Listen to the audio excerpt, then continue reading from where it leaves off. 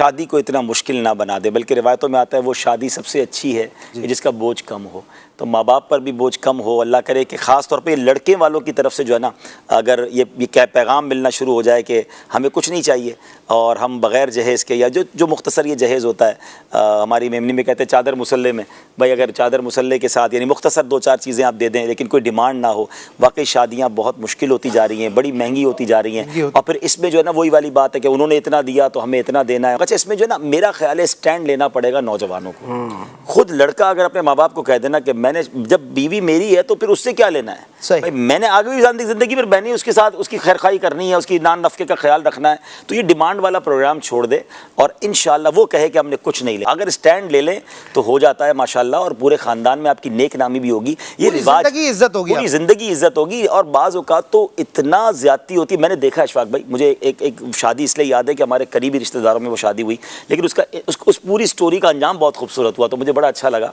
महरोज़ भाई, हुआ ये कि हम एक मेमन कम्युनिटी में हमारे एक रिवाज है कि एक कम्युनिटी में कि शादी के लिए लड़की वालों को घर लेके देना होता है। अल्लाह। तो घर लड़के को मिल गया और शादी हो गई। बाद में उस लड़के को पता चला कि ये घर देने के लिए ससुराल वालों ने अपना घर बेच दिया और वो खुद किराए के घर में चले गए। और उस लड़के से अल्हम्दुलिल्लाह मेरी कुछ इंटरेक्शन थी, सलाम दुआ बड़ी अच्छी थी। मैंने उसको समझाया, अल्लाह ने तुम्हें बहुत दिया यार, तुम्हें पता है तुम्हारे सास ससुर कैसे रह रहे हैं, किराए के घर में रह रहे हैं। अल्लाह उस लड़के को सलामत रखे, उसने अपना घर बेचा, अपने ससुराल वालों को वापस घर दिलाया, अपने माँ बाप से मशवरा किया पहले और फिर अपने माँ बाप के साथ रहना शुरू हो गया। बोला मैं आपके साथ रहूंगा, आपकी खिदमत करूंगा, क्योंकि मेरी वजह से मेरे ससुराल, वो भी तो माँ बाप है ना, और वो किराए के घर में चले गए अपना घर छोड़कर। आप जो अशफाक भाई ने जुमला कहा ना, अब तक उस बंदे की अपने ससुराल में जो इज्जत है ना, यानी वो रो के दुआएं करते हैं उसके लिए कि ऐसा दामाद कब मिलेगा कि जो हमें घर ले चुका और घर बेचकर वापस हमें घर दिलाया। तो ये वो मिसालें हैं तो हमें सोचना, मतलब ये मैं कैसे खुश रह सकता हूं कि मेरे पास मेरी ज़ौजा तो आ गई, मेरे ससुराल वाले कर्जे में चले गए। कुछ खानदानों में है ऐसा माशाल्लाह, जो करते हैं ना, वो कहते हैं हम अपनी बहू से कुछ नहीं लेंगे और फिर अल्लाह पाक ने उनको इज्जत भी दी। और कम नहीं होता यार, हमारे नसीब का हमें मिलकर रहेगा, किसी का लेके, यानी शादी के चक्कर में बूढ़े माँ बाप को मकरूज होते देखा है। सारी जिंदगी वो बेटी तो बिहा देते हैं और फिर सारी जिंदगी कर्जा उतारते रहते हैं। क्यों करना है ऐसा भाई? अगर अल्लाह ने आपको नवाजा है तो ये जहेज को खत्म करें और ये जो सादा जहेज है उसको लेके रखें। हमारी बहनों की उम्रें बढ़ रही हैं, शादियां नहीं हो रही। अच्छा, लड़के भी परेशान हैं। देखिए गुनाहों के दरवाजे क्यों खोल रहे हैं कि शादी को इतना बोझ, इतना मुश्किल, इतना महंगा कर दिया गया कि गरीब आदमी तो सोच के हैरान हो रहा होता है कि इतनी बड़ी दावत भी करनी पड़ेगी। शादी के लिए कोई दावत की जरूरत नहीं है बहुत बड़ी, भाई आप घर के लोगों को 4 दोस्तों में वलीमा कर ले। अच्छा देखिए, जब ये कोविड आया था, लोग कहते हैं, मैं 2-3 बातें कहता हूं, कोविड आया था दावतें नहीं हुई। मैंने इतनी सादा शादियां देखी, घर की छत पे शादी हुई और 15-20-25 लोग आए और शादी भी हो गई। मैंने कहा काश यही फार्मूला कोविड के बाद भी जारी रह जाए। इधर कोविड गया, इधर जना फिर हॉल भरना शुरू और वही महंगी महंगी दावतें।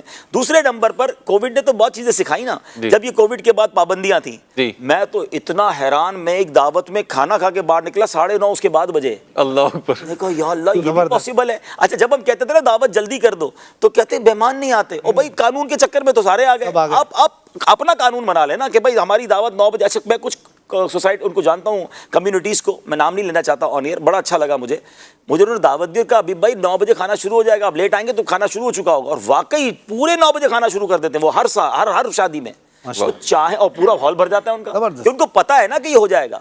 तो हम अगर चाहें, विलिंग हो, तो हमारे ख़ानदानों से, हमारी कम्युनिटी से जहेज भी कम ख़त्म हो सकता है। जो सुन्नत का जहेज का है वो रखें, बाकी ये डिमांड प्रोग्राम ख़त्म करें और शादियों को सस्ता कर दें। शादियों को, लोगों का काम ही बातें करना है। बहरोज़ भाई, आप 10 लाख का खाना खिला लें, उन्होंने फिर भी कह देना फला आइसक्रीम क्यों नहीं रखी, कंजूसी की है। जब 10 लाख के बाद भी ये सुनना है तो 50,000 में भी सुन लो यार, 9.5 लाख बचा लो, उनको उम्रे पे भेज दो मियाँ बीवी को। खानों पर इतना खर्चा करना है, उससे बेहतर है यार कोई ढीकी का काम कर लें, किसी और की शादी करा दें। तो बहुत ज़्यादा इस पर खर्च हो रहा है। अल्लाह करे कि हम सादगी करें, और ख़ास तौर पे अगर आप लड़के वाले हैं या आप खुद शौहर हैं या लड़के हैं, तो आप सामने डिमांड ये कर दें कि मुझे कुछ नहीं चाहिए।